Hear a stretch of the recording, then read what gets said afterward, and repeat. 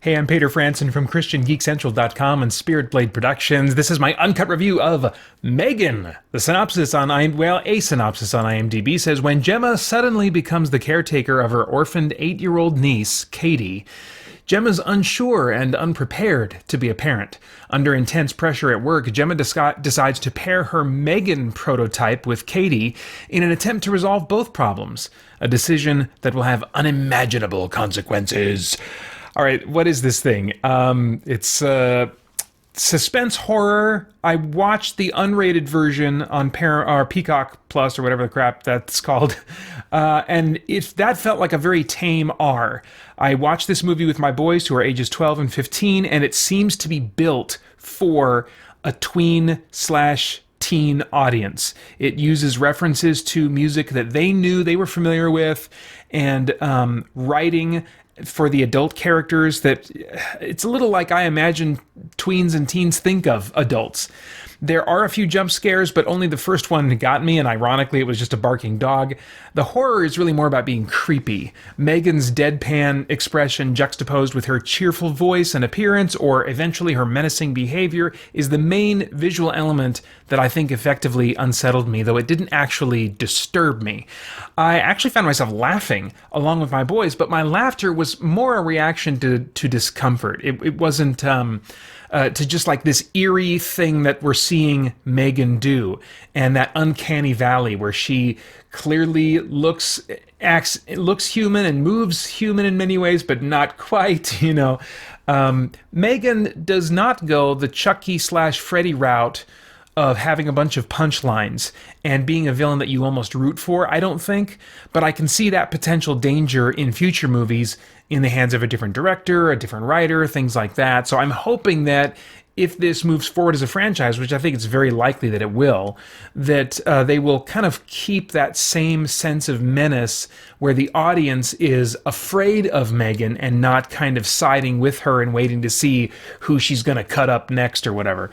The story also has some real heart at times that I really appreciate. Katie is mourning the loss of her parents, and there's a scene in which M3Gan comforts her that I found moving, and I was like, no wonder she's gets attached to this robot, even though the scene also was played for a little bit of comedy. So there's a little bit of complexity at times in terms of what I was feeling, what I was meant to be feeling. So they were walking an interesting tightrope of tone in a few scenes that I appreciated the complexity of. But the primary mood is tense, as we're always watching M3Gan like a hawk, wondering, did she move? Is she about to move? Is she about to do something very bad to someone? You know, that's kind of the mood I felt throughout most of the movie. As far as the cast and the performances go, Allison Williams plays the aunt and roboticist Gemma. I had last seen her in the movie Get Out, but nothing else, but I knew she was familiar. I was like, oh, where have I seen her? And she really anchors the movie with genuine emotion. She's possibly the only adult that isn't written and played in an exaggerated way for comedic effect at some point. And so her presence was really vital for me to emotionally invest in the characters and the situations. Violet McGraw plays little Katie, and for the most part delivers on the heavy emotions asked of her that you might expect, although there are no scenes that have her completely dissolve in this really what would be, I think, for many viewers, a really disturbing, sobering way to see a child completely dissolve. So it's not like I know I always reference Dakota Fanning, but it's not like that peak emotional intensity that you get in just a few child actors, you know, in a single decade or more. They were mostly keeping her mood flat and depressed instead. And I could buy into that. I could accept that, well, I'm sure she had these moments of being completely destroyed by the death of her parents and absorbing that loss, but we're just not seeing those moments. They're showing us these moments in between those. And so I was able to kind of accept it and on that level. And really that works it works better for me to go that route than to have a child actor fall short in a scene requiring much more intense emotion that they're just not up to presenting and giving. So I really don't have any complaints. The other actors are written and performed with just a bit of silliness, though not so much that it grated on me. Still, I think I would have preferred a version of this movie that was not made for teens, that has more realistic adult characters and performances, and explores greater depths of emotion in the characters. As far as stunts and visuals go, M3Gan seems to be created by alternating between facial animatronics, a girl wearing a mask, and CG. I definitely prefer all the practical effects more, but the CG versions of M3Gan's face do blend in fairly well, apart from some suspicious shadowing or other little details that felt slightly off. My eye is cursed seemingly to pick out CG as I'm seeing it. So I don't think that I misidentified any moments as real that were actually CG, but the CG, like I said, it was not too rough of a... In fact, I wouldn't even say it was a rough transition. It was just like, oh, something's a little off there. I think that's CG, you know. So I was pretty happy with how they danced between multiple techniques in order to create the full presentation of M3Gan as a character.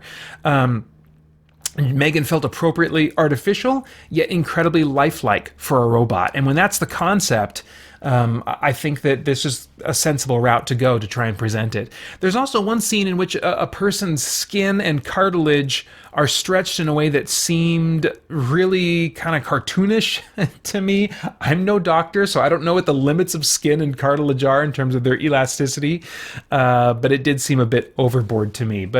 And then, you know, this is more a comment less on visual effects and more on kind of elements of realism, but there is a definite inconsistency in M3Gan's weight. She is light enough to be carried by a child pretty easily at times, and then other times she has weight that anchors her so much that she can do things to adults that she should not be able to do given the weight, the lack of weight that she displayed in other scenes. So there's some inconsistency there, but I think on the whole I was pretty happy with visually how M3Gan was presented.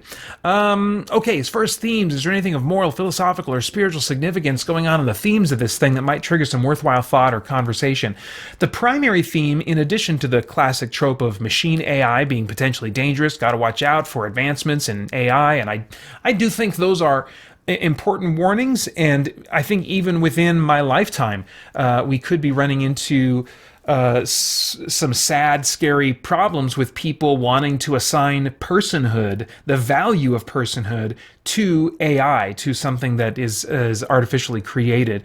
But I think that's kind of further out, and I think that kind of idea or philosophy would be met with plenty of resistance.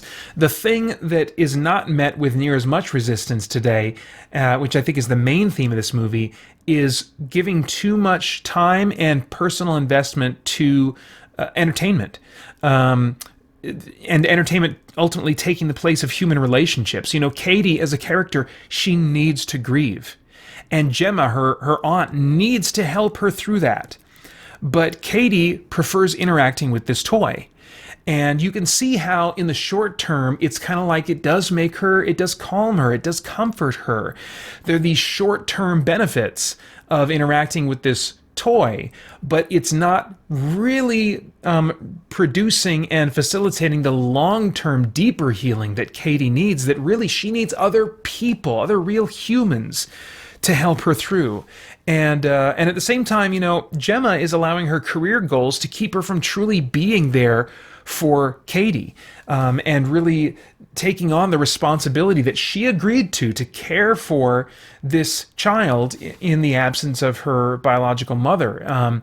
And so I think that whether it's entertainment or whether it's career goals or whatever, these things, these activities, so easily in our lives today take the place of investing in real relationships with other people. And so we need this message, we need this warning, especially as geeks. I think, you know, we have strong tendencies to go to entertainment for comfort. Or maybe if we don't even need comfort, we'll still choose entertainment over spending time with people, because people in relationships can be difficult, and we get this instant endorphin rush or whatever from this video game or whatever it might be.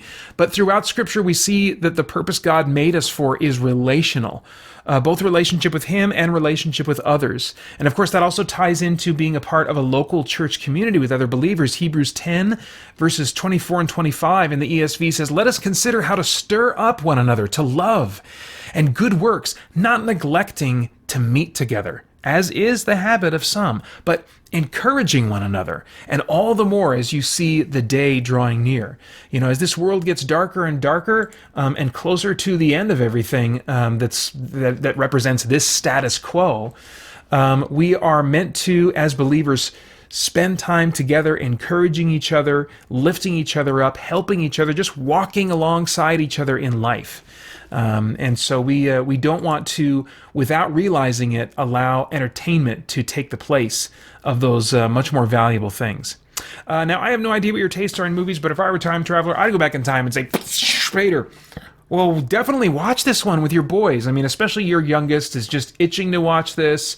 You finally got around to watching it with him, and it was a really good experience. I thought it was going to be like, well, my boys will probably like it, but I don't know. I'll probably tolerate it, or maybe I'll like it some. But and it's not that it's the greatest thing in the world, but I really enjoyed it, and I think I would have enjoyed it even if they weren't sitting next to me. However, enjoying it with them certainly added to the experience. It's taken seriously enough that it's going to be a horror experience that you'll like, Peter, but even the unrated version is tame enough that your boys can handle and enjoy it. So definitely recommend it to you. It's PG-13 for violent content and terror, some strong language, and a suggestive reference. The unrated version, I'll just say, basically just has more strong language and more bloody violence. And those are all my thoughts for now on M3Gan. Right now, I'd like to take some time to write a tune for pre-made rhyme. The lyrics kind of never change, but the melody gets rearranged. I never know what I'll create to say how much I appreciate Dan Excel, Gabriel Stinson, Brian Franklin, Olin D. Branham, Drew Rubb, Winston Crutchfield, Lee Bray, Justin D. Myers, Cosmo Fox, and Joel Nelson. Thank you for supporting me and SBP and CGC. And now to all who hear this tune, thank you. It's getting all country now. Thank you as well. Please come back soon. Wanna hear your name and song? Check out our page on Patreon. All right. I'm sorry, everybody.